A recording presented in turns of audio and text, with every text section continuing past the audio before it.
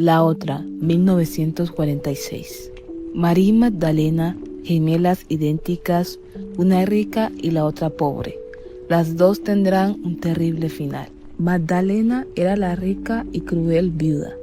María, en cambio, era la pobre manicurista, consumida por la envidia y el odio que sentía por su hermana. María pensaba que su hermana le había arrebatado todo. María tenía un enamorado llamado Roberto, un honesto detective que la amaba, pero no estaba tan bien económicamente. Ella solo veía sus dos miserias unidas. Lo único que había en su corazón era el odio y la desesperación. Esto la condujo a cometer el peor error de su vida. En Nochebuena, María llama a Magdalena con urgencia. Cuando Magdalena va a la casa de su hermana, se lleva una gran sorpresa. María, su hermana gemela, la asesina. Ese era su gran plan, esa era su urgencia. Y el siguiente paso de María era hacerse pasar por su hermana rica. El cuerpo de Magdalena fue identificado como el de María. Cuando María tomó la vida de Magdalena, ella debía hacer todo como su hermana, hasta firmar como ella. Pero había un gran problema. María era zurda y Magdalena era diestra. Para poder firmar con su mano izquierda, María decide autolesionarse y así continúa con esa mentira. María descubre que el esposo de Magdalena le había dejado un porcentaje de la herencia. Hizo todo eso para nada, porque igual iba a ser rica. Pero María no supo esperar, porque la vida le estaba poniendo la lotería enfrente. Si ella hubiera jugado, hubiera ganado. Pero como estaba tan desesperada, no supo ver lo que tenía enfrente, las oportunidades. El universo no se equivoca. Si algo es para ti, simple. Pero uno también debe poner de su parte. Así es. Por eso hay que escuchar la intuición. Estar pendiente de nuestros alrededores. Las oportunidades están ahí afuera. Porque tampoco todo uno se lo puede dejar a Dios o al universo. Uno mismo debe poner de su parte.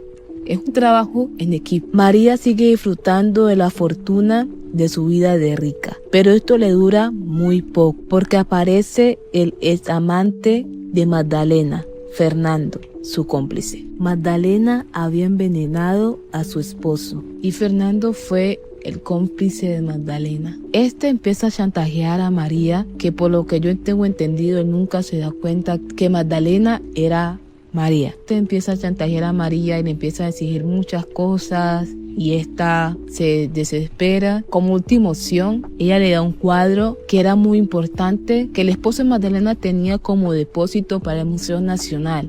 Y pues María se lo entrega a Fernando. Tal vez ella no pensaba que era tan importante, pero ese fue el peor error que pudo cometer María. Uno de los peores errores que cometió. María quería salir del país para escapar, pero el robo de cuadro, propiedad del gobierno, atrajo a la policía. Al final el detective, que era el enamorado de María, era el que estaba investigando todo lo sucedido. Y se estarán preguntando cómo se descubrió el robo. Resulta que el licenciado de la Fuente, que era el abogado y el encargado de todas las cosas del esposo de Magdalena, se tenía que encargar que todo estuviera en orden. Él hizo una inspección de los bienes del difunto, incluyendo el cuadro. Justo antes de que María intentara huir del país, al notar la ausencia del cuadro, tuvo que denunciarlo. El detective Roberto llega a la mansión y le dice que no puede salir del país. María se encontraba atrapada. María no puede decir la verdad. Dice que le entregó el cuadro a Fernando porque lo amaba y acepta toda la culpa. María es condenada a prisión por el asesinato de don Victoriano, el esposo de Magdalena, y yo imagino que también por lo del cuadro. Nunca le dijo la verdad a Roberto y a nadie. Y así es como termina la historia de María y Magdalena. Esto es una de mis películas favoritas y se las recomiendo al 100%, 10 de 10. Y aparte, esta película me gusta muchísimo más porque la protagonista es Dolores del Río, que también es mi actriz favorita de la época de oro. Así que, ¿cuál es tu opinión sobre esta película? ¿Te gustó o no te gustó? Deja tu comentario, comparte y dale like. Nos vemos.